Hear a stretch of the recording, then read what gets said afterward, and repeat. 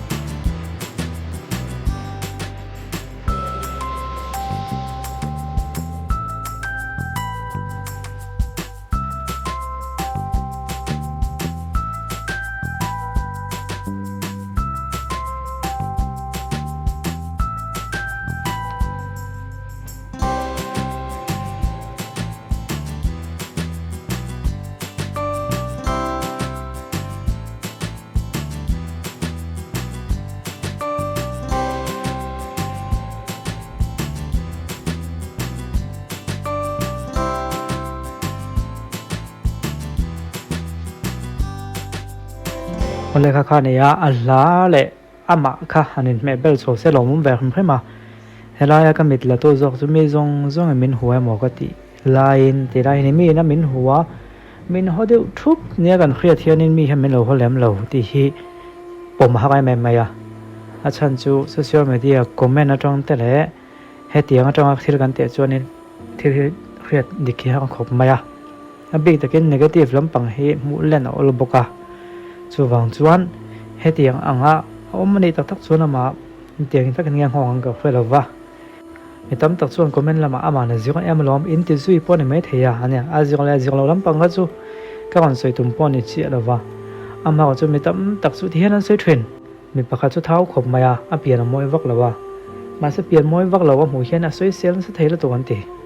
eng wanga kan ti chuan ama kha thawa in tia khi ama in tia khami kha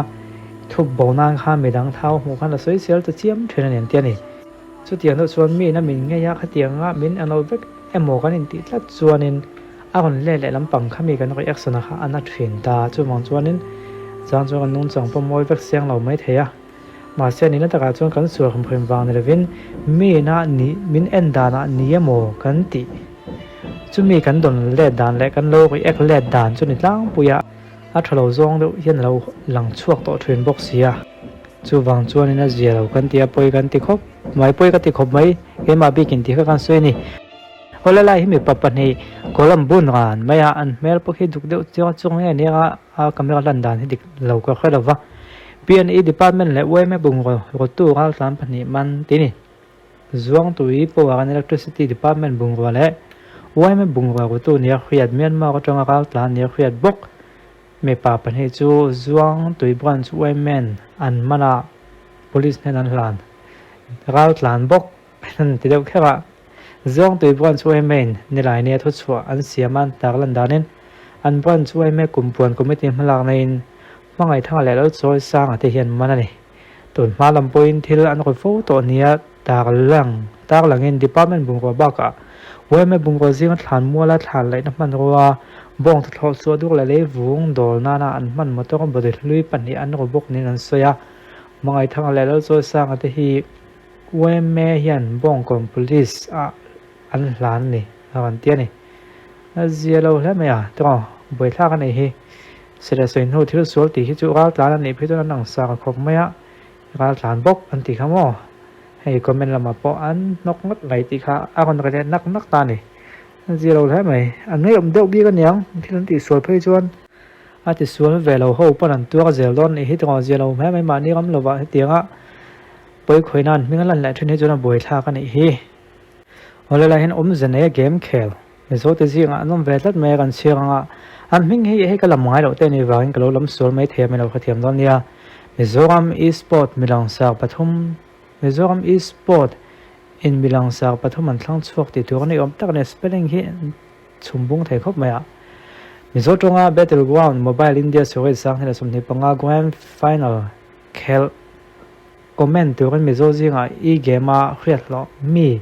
pathum thlan chuan ni mo comment turin mo final hi zirtop ni emizo tonga khel ani chu final hi zirtop ni tonga pathian in kar hian Kolkata West Bengal a khel tur ni in mizo tonga lo comment tur khanin mo an game tong kama atiang lo comment tur khanin pp apachuaw RIP flick ite bi zeta pachuale evora la khani ki chu te inel na bua sei tu hemi the in el bua sei tu Crafton e-sport India hian an thlang ta ne chu Kesto te hian ni lai ni khan the Serak e-sport studio Hyderabad Telangana pana nei final hi Crafton Indian e-sport YouTube channel live pek chuan yang te nia a travel mrem to dang dai vereu mizo zinga tian lo ha thani vena jane zonga mizo to kon comment kon tivel tu ga la phe chu a comment ngai nam tu ngai tem khang ho kha ven ta na kon ti chua thei chu ni phot te se a nikina tu la ma te video dang ti chua tu kan o zong le don nia mi online shop a kan om meka tunlai chu zain kan chhuak na sa a kan mai vun te polo thareng thei big lava chu mi en kol na thil thadeu mai chu mi online shop te hian an neya tuna kan en sin do ni hei skin analyzer ni a ka mai chung lam le pon lam din hun a change a chha kan en don ni zanui ching thei min le chan kher ka phut lo zing dar ko lo le a thoi hai ka collagen fiber te hi en ko la law ngai em a chu mai ba ma ka uv acne te hi za som ru pariat lai mai en ko la law ngai ya kholina dam dol min cho te hi mi online shop a le tur lo om le zel boka tuna kan en china heng te hi kholin min cho dam doi te chu an ni a an dam doi te le an collagen reng te hi ei she om le in she om man she om engma om lava chuanin hei hi ka in chin dona hei han bun ati eng hin bun chwar tur avenga chu mai ba ka immune system ati chakani kumu palam tan phei chuan in ngei chi ani a chu aya chhale zwal chu tleirol chawa changin han inila tar huna kan buna glow set mai don ni mi online shop hi Treasury Square veng hlui peng taxi stand opposite om ani a in lo pan ve cheu don ya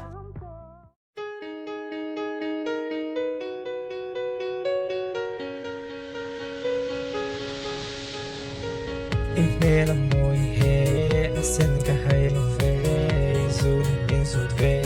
ma se ka tan suai